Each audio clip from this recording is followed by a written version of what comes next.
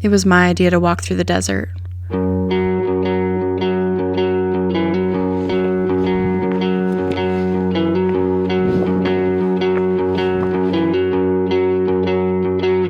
After months of maps, decade-old water charts, and painstaking permit negotiations, we tried and failed to follow a route through the desert.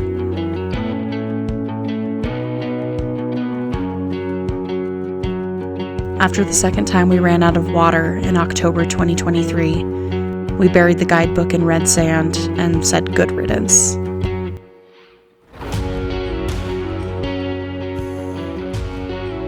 There were 3 of us: a buddy from Denali, someone else I'd recently met in Glacier Bay, and me.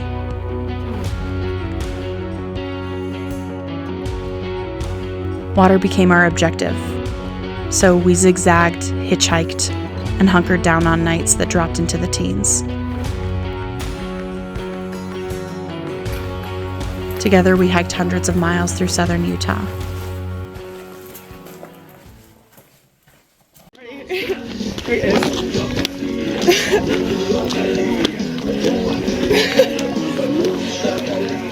This isn't the first time I've had a friend break up in the desert.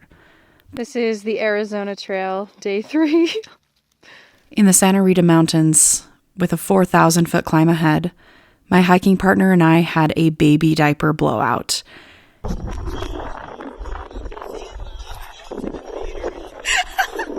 It started with low-grade pissiness. She was snippy about having to carry the tent, weighted with a few extra ounces of water from condensation. It ended with me blowing my lid and screaming at her that she was a bitch. Before that moment, the one where I lost my shit while packing up camp, I'd already overextended myself and let resentment build. A week ago, I'd told her I would buy an InReach if she felt more comfortable having it. She did, so I spent $500 that I didn't have. She also wanted the through hike guidebook, and instead of making her buy it, I picked it up from REI and didn't mention it again. We'd originally planned to use my tent to hike 800 miles, and we had other shared gear items. When she got rid of a pound of the group weight by ditching the guidebook on day 1, she never mentioned redistributing gear, and I didn't ask.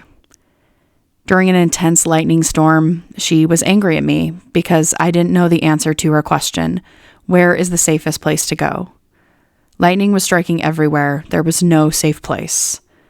And the final straw for me was the fact that I had carried the tent sopping wet after a few days of snowstorms in the Huachuca Mountains. I never even considered getting pissy about the extra weight. Within the first week, I realized that I would have been safer hiking alone instead of with a person who didn't have my back. In a couple of dangerous situations, she'd already put her safety and expectations on me. Now, I want you to know that this is only my side of the story. We were young and immature. We never did talk things out in a productive way. I didn't have that skill set, and she didn't either. When her tone got sharp and she started snapping about the condensation on the tent, I lost it. I yelled at her like I was in a reality show argument. I called her a bitch. She yelled that it was my dream and she just came along for the ride. She said if I didn't want her to be here, she would just leave, and I screamed, "Good, I really don't want you here," and stomped up the mountain. We found a trail family soon after, and we stuck together for a few hundred miles.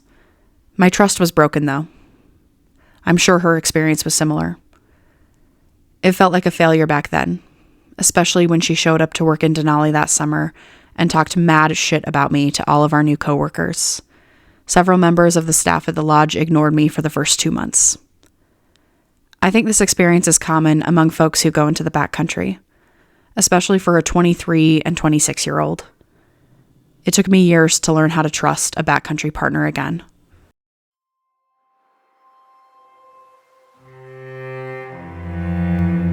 By the time we descended into a canyon I'd been eyeing for years, we were suntanned and seasoned. The hike was comfortable and easy.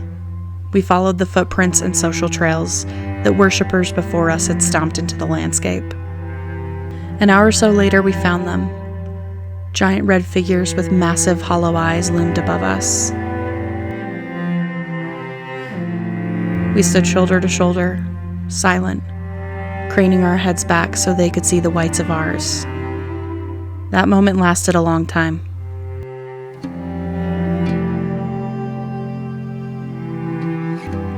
In the shade of sage and rabbit brush, we passed around a hunk of cheese and a loaf of bread. The yellow fall blooms had already gone to seed, turning white and fluffy, ready to fly on the wind. We fell asleep in the dirt, not ready to admit that everything was about to end. From the wall, they never stopped watching. It was one of the most peaceful moments of my life.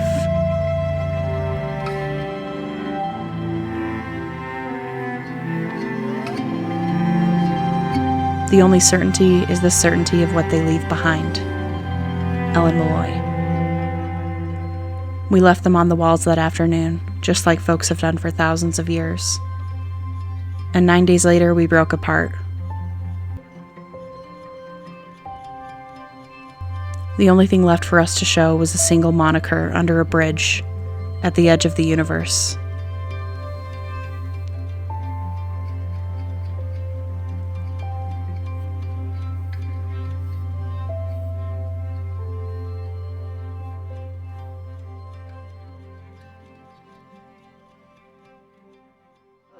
My foot was black. Why would he kill you? Oh my god. He got a good laugh out of it at least. It's all worth it in the end. Just holding his We go into the backcountries with stories about who we are. We think we're easygoing or strong or capable, and then hunger, fear, and fatigue strip that story away. I can't say I'm immune to backcountry breakups now, because nobody is. Being in wild places, with evolving conditions, and making high-consequence decisions heightens any relationship, for better or for worse. I've backpacked, rafted, kayaked, and canyoneered thousands of miles through the backcountry, with dozens of friends, coworkers, and strangers. I've built a life and career that revolves around access to wild places, and I've almost exclusively created stronger, safer relationships for myself out there. We can always improve our interpersonal skills and work towards showing up as a solid backcountry partner. But I've come to believe that the backcountry doesn't break relationships, it just exposes what was always there.